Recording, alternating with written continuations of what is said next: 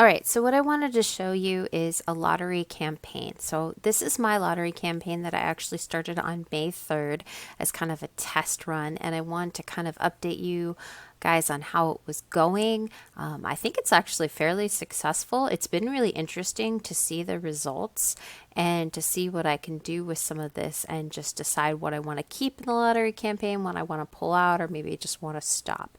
So what I have here is I basically taken 1,400 and I think 43 books and put them into one campaign where I am bidding 5 cents. So I took pretty much most of my books and threw them into one campaign, and this just to kind of get some data and see what the results are. Now, I didn't throw a few books in, mostly because I've already advertising those and I've kind of tweaked those, and then other ones I know I've from past experience don't advertise well, and I just end up spending money. So I didn't actually put any of those type ones in, but I did put quite a few of my books. Like I said, 1,400 and I think 43 was the number of books in this campaign. So I'm going to show you how to create one of these, but I did want to go over some of my results so far. So this is basically a little less than half a month, the 3rd to the 16th of May 2022, and I've spent $35. You can see I've not really spent that much. I have sales of 157, and most importantly, my A cost is 22, which actually 22% is really good. Now, the thing that's kind of interesting about this A cost is actually I looked into the data of this, and one book, it's the one that actually spent the most here, this $5 and $4. There's like ones that have spent little, 10 cents here, 10 cents there. And I know you see 10 cents, you're like, how am I bidding 5 and 10 cents? Well, I actually set some of the settings up a little bit different, and I'll show you that. So it could bid up to 10 cents, but I have it set to be 5 cents. And then in certain occasions, it will go up to 10 cents if they think it will result in a sale. So like some of these, like you can kind of see I have some spending, but actually $26 of this 35 is actually for one book. And that A cost was a little higher. It was a 27%. Break even for that one is around 26. So that's one I might want to pull out and fiddle with. But the rest, they're actually either, you can kind of see some of the numbers here. Like I said, there's 1,400, so it's hard to kind of go through and show you guys. But what I kind of done, I've just gone through and seen which ones actually have made sales. Why are they making sales? How are they doing? And what I've actually noticed in doing this is, yeah, even though I'm spending some money here and there, some books in my back catalog that haven't sold in a long time are starting to sell, and they're not necessarily showing an A cost. They're not actually showing a sale from that, but I think they're getting a little bit more visibility on the Amazon algorithm, and so they're actually just selling more often because they're being shown to more customers. So even though like this one right here, I know this book in particular, I've had 2 clicks, I've spent 9 cents, and it says it hasn't made a sale. Well, it actually has made a sale. It just wasn't attributed to this campaign. So don't stress about that. I know you're thinking, oh, but I'm spending money and it's not showing all the sales. It's not that. I think it's just that Amazon's giving it more visibility and more people are seeing it. So it's being shown to more people. So someone did purchase it, just not particularly off this ad, but that's okay because it is being purchased. So I call that a win. Here's one that got purchased. This one hasn't sold ever. I've never sold this book right here. So I'm really excited. So I spent 7 cents and made a sale. So that's really good. There's a few more.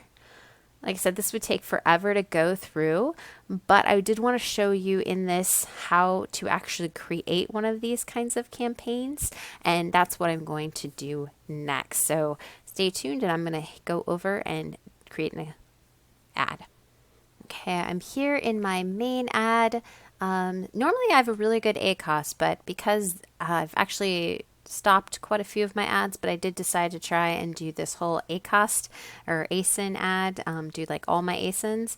It's gone up. My my ACOST has gone up quite a bit more, but I do want to show you how to create one of these just to see if you think it would work for you. All right, so here I'm going to hit create campaign,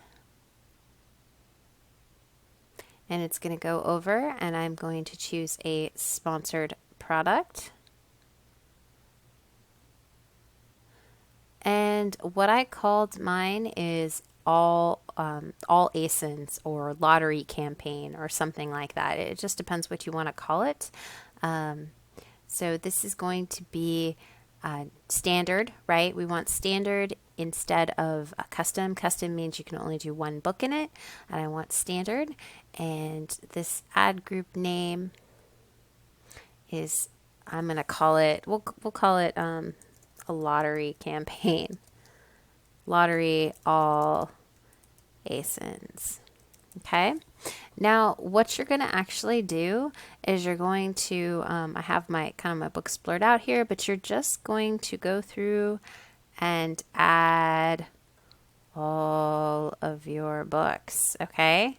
So you can see I have 2,231. I added about 1,400 to my campaign. I didn't add any of my old planners, so nothing from 2020 planners or any of that. So I've added everything that is current and that makes sense to add. But it's pretty much quite a bit of my category. So you just go through and add all of them. This is going to be 1 through 50. So you can hit add all on this page. You can go to the next page, add all of this page, or you can just add them individually. I just sat down and added each one individually to make sure I wasn't adding like a 2019 planner or something like that. Okay, now I'm going to do automatic targeting. And then I'm going to set my default bid at 5 cents. Okay. And I'm going to go down here and I'm going to go dynamic bids down only. And then I'm going to click here. Okay, so this is what I actually changed so that it can go up. I'm going to say 100% and 100%. So this actually means that my 5-cent bid could be up to 10 cents. So that's what I was saying. Even though I put 5 cents as my default bid, this says that it's going to adjust these bids if they think that it has a good chance for placement. Okay, so I've just decided to try this and see if it works, and it's good. So I'm going to call this whole campaign the same thing I called it before. Lottery, the ad group. The ad group is kind of what's in it. If you want different ad groups within a campaign, you can do that. This, since it has like every single book, I'm not going to bother being original. Lottery, all ASIN. Okay, I'm not going to add this to a portfolio. You can, it just depends how you want to organize this. And then I actually put my daily budget, I think I put it at like $6 or $7. You can do whatever you like, but you got to give it, I think, at least $5. And if you notice, I wasn't spending a huge amount. I've had this running for quite a few days. I didn't spend $5 almost any day. A few days I did spend $5, but most days it was well under that. So just put something like $5 or $6. You can put 10, whatever, and then you're just going to click launch campaign. And that's it. Now, what you want to be careful on this is do watch this daily to make sure it's not spending more than you want. Or like I noticed when I was looking at this, one book was spending $26 out of my $35 spend. So that either says I should pull it out and refine it. It was doing well. I think my ACOST on that particular book, like I said, was 27, and I think my break even is about 26% on that. So you can, and that's not bad because I'm making money. So I've actually made, I did look before I did this, and I have made in royalties $46 in royalties on that particular book, and I have spent 26. So, actually I'm doing pretty good. I've made $20. I've put in 27. I've made 20. So that's not a bad thing. And it's definitely making that book pick up. I've got a better BSR, it's being shown more, it's getting more organic sales.